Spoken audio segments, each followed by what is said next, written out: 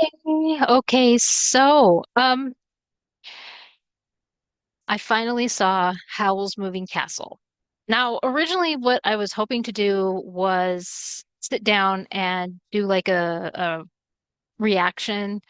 But the last time I tried doing something like that, YouTube snatched. So and so I don't want to do that. And I don't remember what movie I tried that with. But anyway, we're not going to do that again.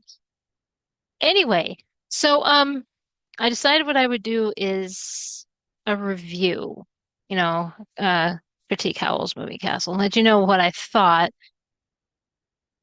about this movie. And in fact, so this is right here. Yeah, plastic film is off and everything to prove. I didn't just take it off just to take it off. That's silly. And I actually because I did some research before I watched it, and this is based off of a book for those of you that don't know, and there are a lot of people who say that the book is better than the movie. That happens. And there are times where the movie is better than the book. Look, with Gone with the Wind, Gone with the Wind to me is boring as hell. In fact, I'm not a big fan of Gone with the Wind in general, but when it comes to the movie, I can see why it works because you have all these beautiful people on the big screen, and that's why it works. Gone with the Wind is just a Southern romance. That's all it is. Okay, that's and but the movie is like 1,000 times better, in my opinion. I just oh. Anyway,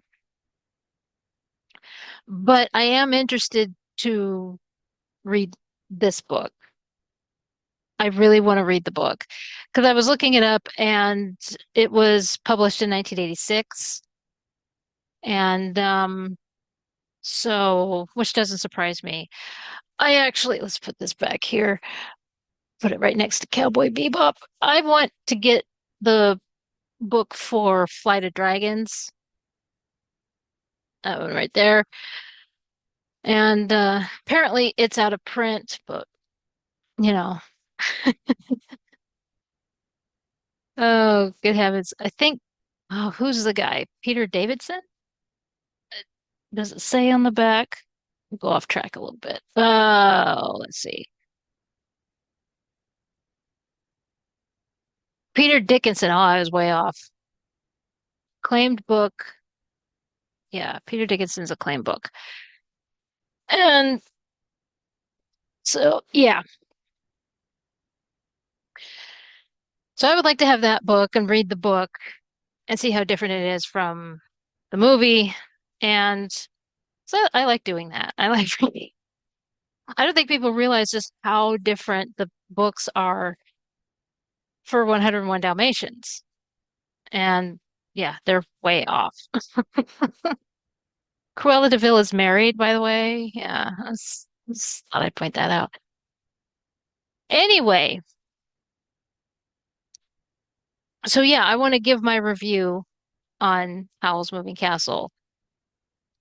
Now, I did do some research here and there before I saw it. I didn't want to do a lot because I figured that some if I did too much, then it would spoil it for me, and I didn't want to do that. But anyway, so first of all, I can see why this is one of the top uh Studio Ghibli films. Look, I grew up on fairy tales. You know, I lived in the eight. I grew up in the 80s where it was like a fantasy fairy tale movie was being thrown out there every week. Okay. And so that's how it is. And but yeah, so I mean like I grew up on this. on fairy tales and fantasy and that kind of thing. So I absolutely loved this story. And I mean, like, I can see where the creator, not Studio Ghibli, but the author of the story was heavily inspired by different um fairy tales.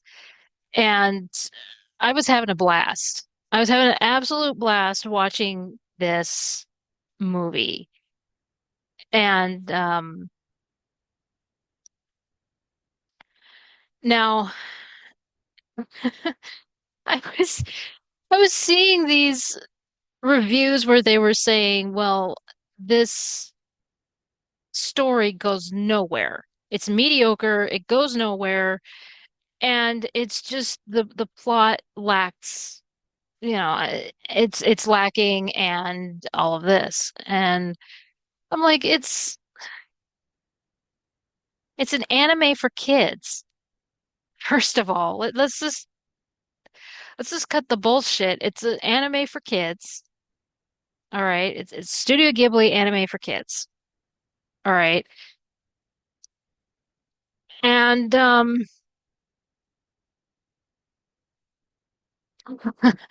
have seen SpongeBob episodes that go absolutely nowhere.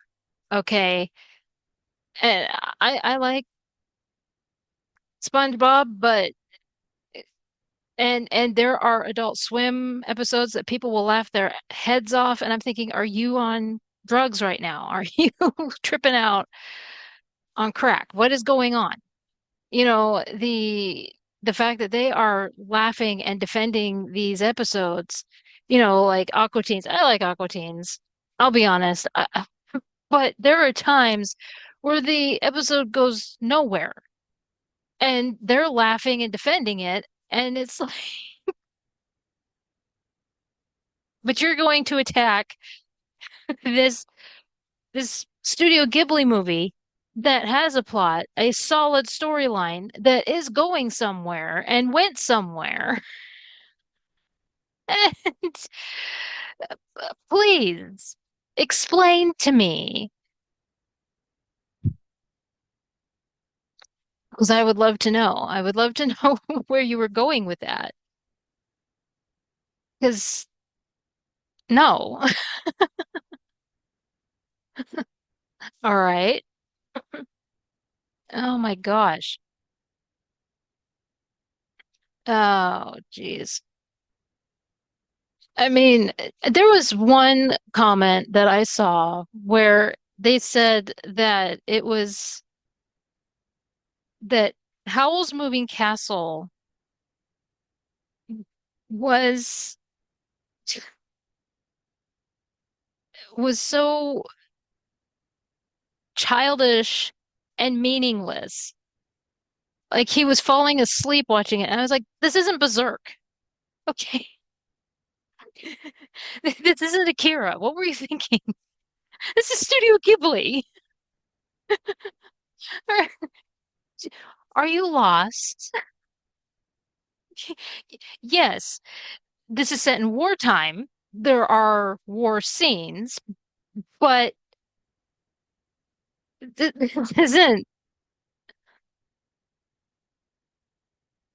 isn't Cowboy Bebop and all those. What do you these these people that will go on these reviews and like it's like they don't understand what they're reviewing. You're the idiot. You do know that. Okay.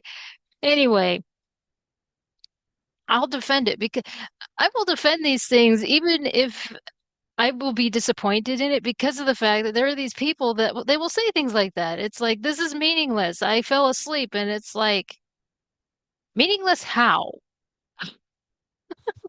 It's, it's okay, childish. Yeah, it's Studio Ghibli. Considering the stuff that I saw in the 80s, I mean, my dad sat me down to watch that 70s Watership Down. Oh my gosh. Yeah. How about that? Go watch that. Secret of Nim, I haven't seen it in my adult life. Okay? Think about that. There's my generation was traumatized by the Transformer movie. Okay, and you're sitting here complaining about, about a Studio Ghibli anime movie because you're in the wrong place. Anyway, moving on from that. This isn't Death Note, for God's sakes. Lord. Oh man. Make sure you know what you're reviewing before you review it. Anyway, so there's that. Look, the storyline was solid. All right. Because I saw those before I watched it, and I knew that they were full of shit. I went in, storyline was good, and I when I looked up the movie, I mean the book, because I wanted to see when the book was published and everything, and I decided to read a little bit of the storyline. The thing is that with every movie and even with plays that are based on books, you have to cut out certain things. And for the most part, it's to allow for time. And they did fine. Studio Ghibli did fine with how they took things that I still want to read the book and everything because I want to read everything, all the content together. Summaries don't do it justice. So basically, how the plot goes is that um,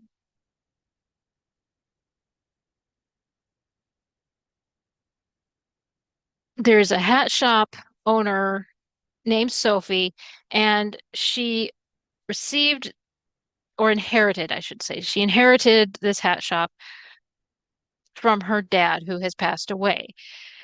And she's the oldest of three sisters, and she's the one who is taking care of this hat shop. Um, Now she's on her way to visit her sister when she ends up meeting Howl, this wizard Howl. Um, on her way home, this Witch of the Waste. I always thought they were saying West. I was like, that doesn't make any sense. So I had to actually look it up, and it's Waste. Waste. Because of Sophie's interaction with Howl, this witch turns her into a 90-year-old woman. And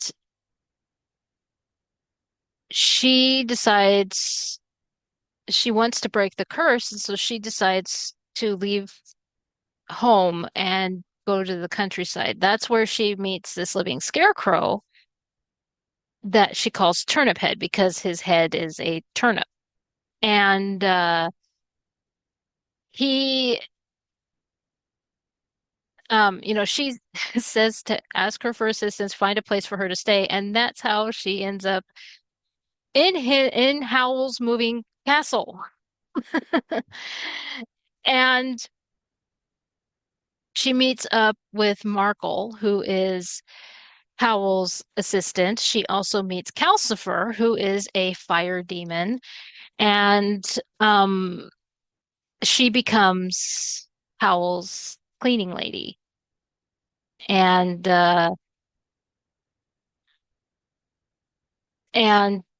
Howl just accepts it. I mean, he's just he's like, okay. And, and so the story continues. I mean, like there is a war that is brewing. Howl disappears, and Calcifer is like the only one that knows why.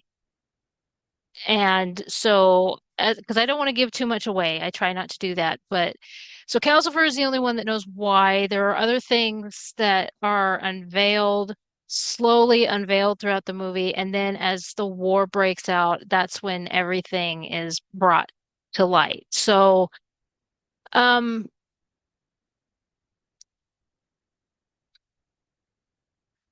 you know, again, there was a review that said that it was too long. I didn't think so.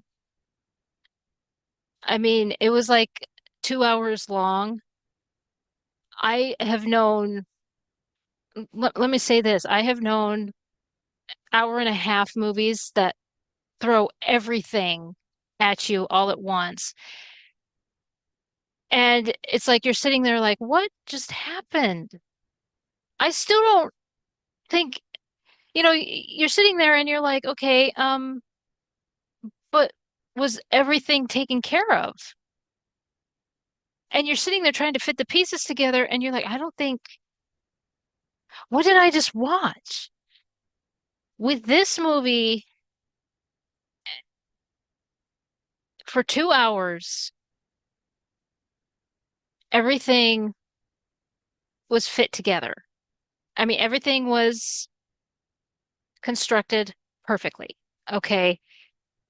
And I don't know why people are attacking this movie so hard. And now I'm sure that there are people that are going to say, well, it's because you like Christian Bale. I'm going to tell you this right now. I'm sure Christian Bale has a restraining order on my channel at this point. Let let's just get to this right here, okay? Because when it comes to the voice actors, um, now at first, yes, when I looked this up, I don't remember what video I was doing when I found out about this movie. And then when I found out that Gene Simmons, who was in Spartacus, and then Lauren Bacall, who was the wife of um, Humphrey Bogart, once I found out they were in it, is like, oh, who cares about Christian Bale? I don't fucking care about him.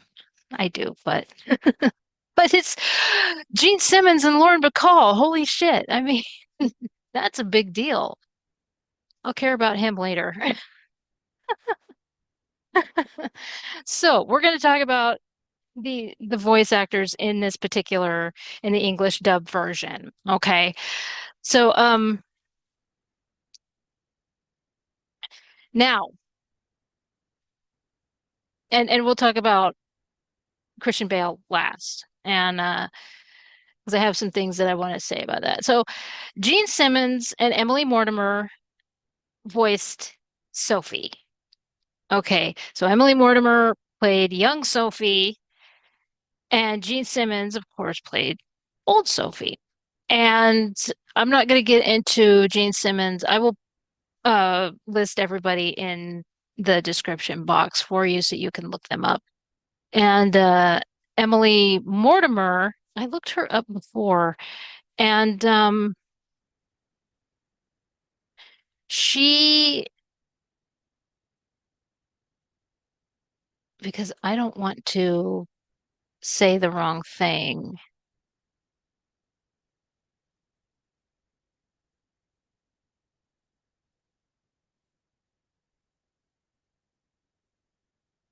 Yeah, she was in that. Right. She was in the movie Hugo. Now, in 2011, there was a movie, Hugo, and it is like a loosely based concept of um, Georges Méliès's life. So she was in that, and I believe uh,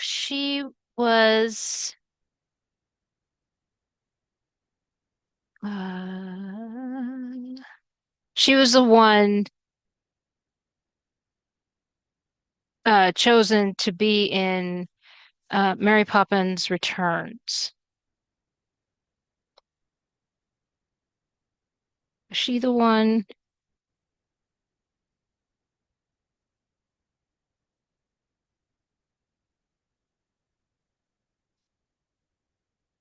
Um, no, that was Emily Blunt, but she's in that. So anyway, now Billy Crystal plays Calcifer. When I was watching, it was like as soon as Calcifer started talking, I was like, I know that voice. What? He has such a distinct voice. And it took me a few minutes. And finally, there was like a sentence that the character said. And it's like, oh my gosh, that's Calcifer. I mean, that's Billy Crystal. Um, so, so that made me laugh. That, and Markl, the little assistant for Howl, is played by Josh Hutcherson, and he was in Zathura. He did quite a bit in the early 2000s, and so there's that. Another voice actor, when I looked him up, the gentleman who played Turnip Head, Crispin Freeman, he does a lot for anime. When I looked him up, it was like he's like you look all down his list, and he's just anime, video games, all of it. He's and so and I think John Hutcherson was also in um because there were two actors in this who were also in the Hunger Games, and I believe Josh, I think it's just a John, but Josh was in Hunger Games, and Lettie was played by Jena Malone. She also was in the Hunger Games. And now Howl, played by Christian Bale. Now I'm not an expert uh on the industry at all. No, not even close. But I will say this, as a viewer watching these movies and everything, there are times where you will watch a character, and as you watch the character, the voice is so it just doesn't fit. Okay.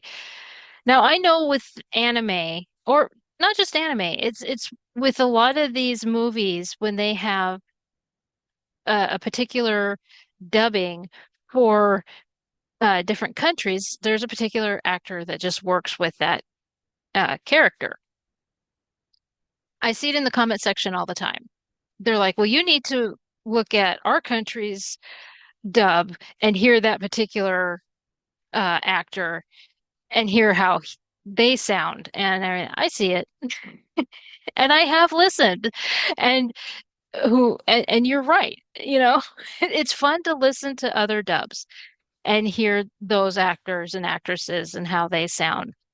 And sometimes I go back and listen to the because it sounds so much, even though I can't understand what they're saying, but their voice works for that particular character. You are right. Okay. So, in this case, again, I wanted to hear Christian Bale's anime voice. We made a joke about it and everything, and so I sat down, I watched it. I didn't know who Christian Bale was going to play. I decided to go in blindly. For all I knew, he was going to play a bad guy. Okay.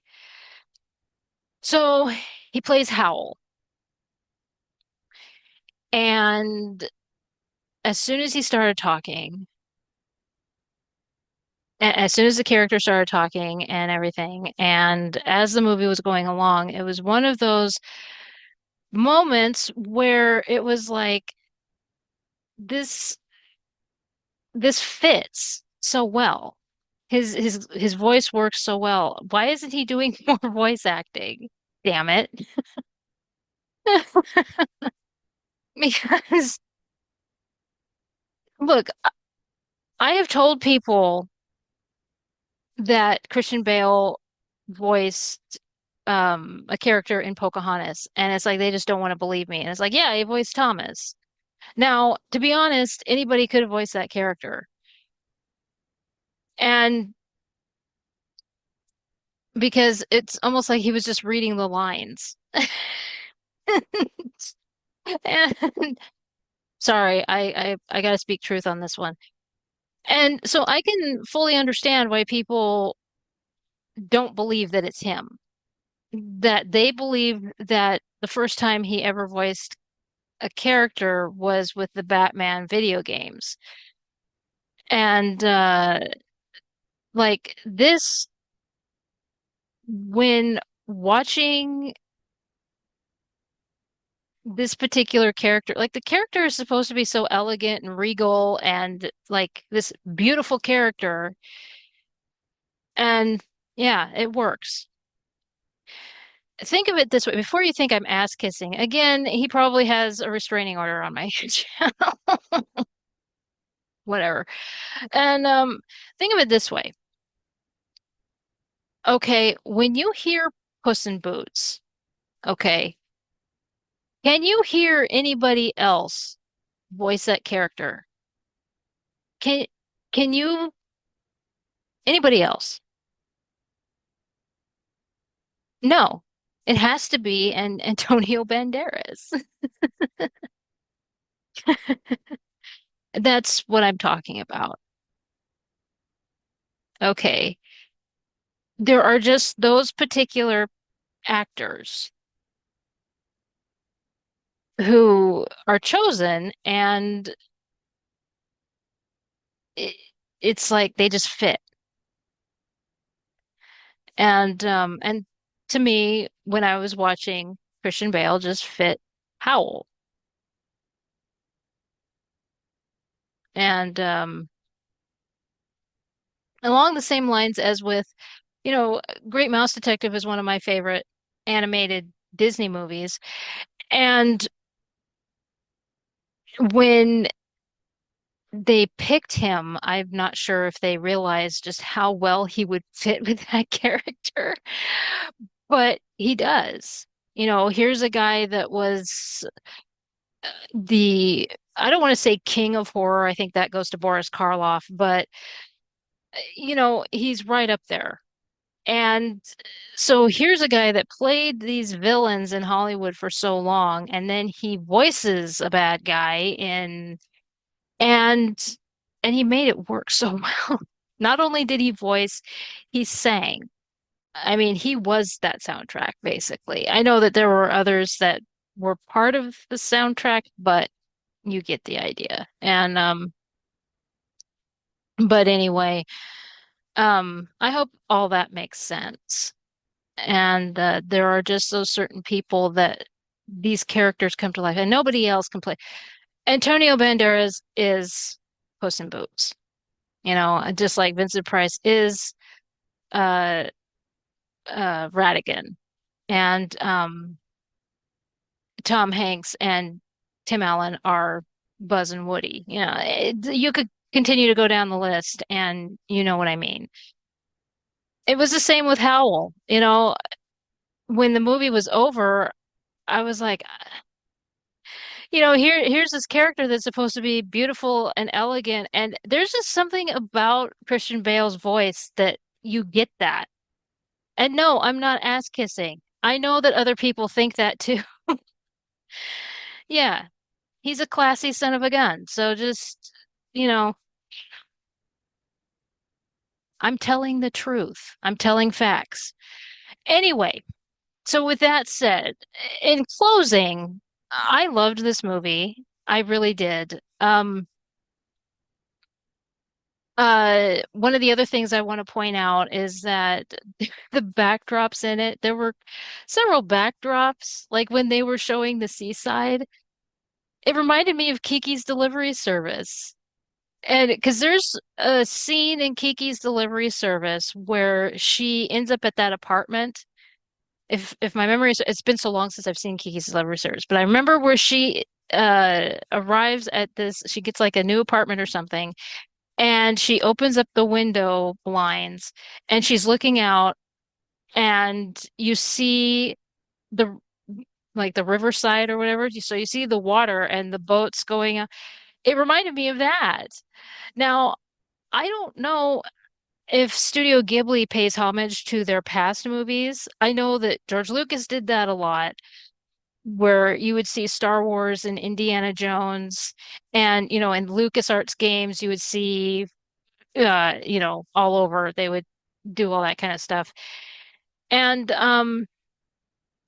does Studio Ghibli do that? And it's one thing that I don't know if they do that or not. So, but it did. I got such Kiki delivery service vibes when I was seeing that. I was like, this is Kiki. And so I did see that and that made me happy because again, look, I am old and I remember when Kiki's delivery service was first uh introduced. And so I actually need to get Kiki's Delivery Service in this kind of a pack. So instead, I bought Legend of Zelda, and I did. It's over here. I got the full set. And but anyway, um,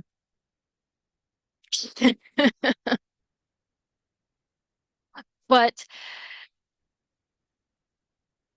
so I mean, it's it's a wonderful fairy tale, and I don't know why people